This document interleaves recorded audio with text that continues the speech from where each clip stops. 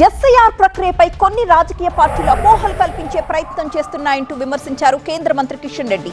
ఈ ప్రక్రియలో పాల్గొనే ఉద్యోగుల్ని బెదిరిస్తే ఊరుకునేది లేదంటూ హెచ్చరించారు ఆయన. ఏ ఒక్క ఉద్యోగి కూడా భయపడకూడదని కూడా విజ్ఞప్తి చేస్తా ఉన్నాను. అది ఎమ్మెల్యేలు కావచ్చు, మంత్రులు కావచ్చు, ముఖ్యమంత్రి గారు కావచ్చు. ఎవరు బెదిరించినా కూడా మీ విద్యుత్ ధర్మాన్ని మీరు నిర్వర్తించండి.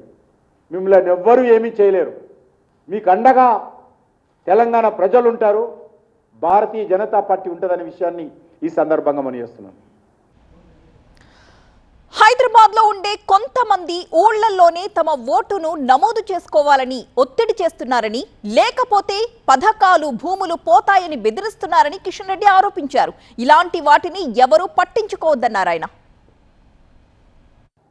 ఓటర్ల దగ్గరికి వెళ్ళి మీ ఓటు హైదరాబాద్లో ఉంటే గ్రామాలలో మీకు పెన్షన్ రాదు, మీ ఓటు హైదరాబాద్లో ఉంటే గ్రామాలలో మీ రేషన్ కార్డు ఉండదు, మీ ఓటు హైదరాబాద్లో ఉంటే గ్రామాలలో మీ పేరు మీద ఉన్నటువంటి భూమి పోతుంది, మీ పేరు హైదరాబాద్లో ఉంటే మీ సంక్షేమ కార్యక్రమాలను తీసేస్తాము. ఎవరు జాగీరు కాదు ఇది.